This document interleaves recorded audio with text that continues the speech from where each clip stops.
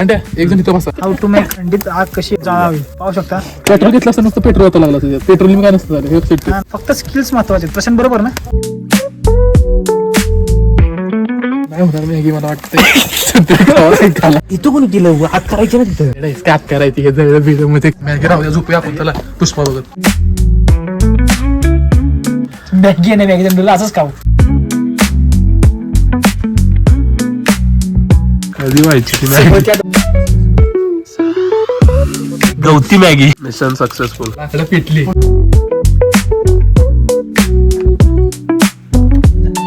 Excuse me बनाया next. अरे proper नाही म्हणाय.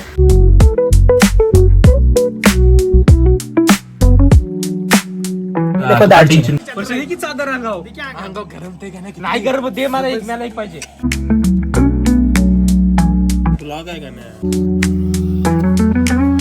पुष्पा पुष्पा. हॅलो गाईज, आत्ता वाजलेत 2:30.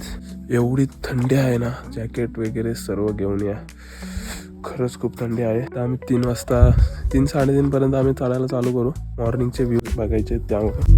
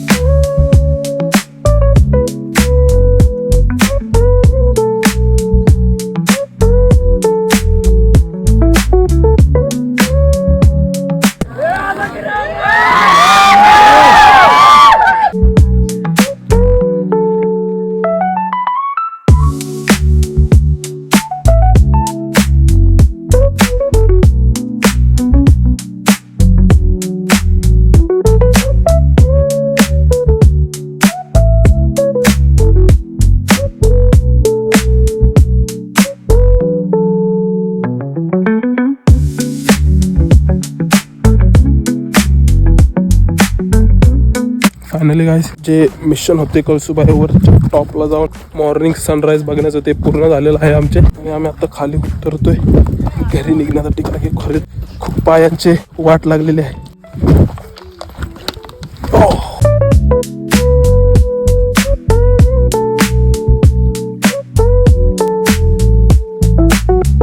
आरामात रे दिप्या.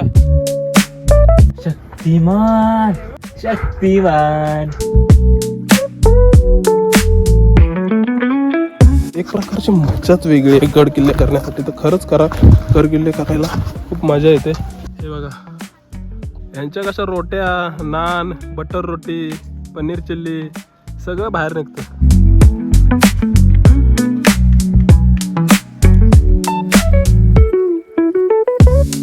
फायनली काय खाली पोचलेलो आहे. तुझी जागा तिकडे घेतली आता. पळत गेलो. धन्यवाद. सॉरी काय, अजून पोहोचलेलो नाहीये. आत्ताशी आम्ही प्रवेशद्वाराजवळ पोहोचलेलो आहे. कळसूबाई निवासनी देवस्थान. अजून इथून काहीतरी 10 मिनिटं आहे ना प्रशांत. फायनली काहीच खाली पोहोचलेलो आहे. प्रवेशद्वारापासून ते आम्ही बाईक पार्किंग केली तिथपर्यंत 10 मिनिटाचा असताना 20 ते 25 मिनिटाचा रस्ता. नाश्ता करून घरी फायनली घरी पोहोचलोय. हा आमचा पहिलाच ब्लॉग असल्यामुळे जर तुम्हाला टिप्स द्याव्या ब्लॉगिंग साठी तर तुम्ही नक्कीच कमेंट करून आम्हाला सांगू शकता.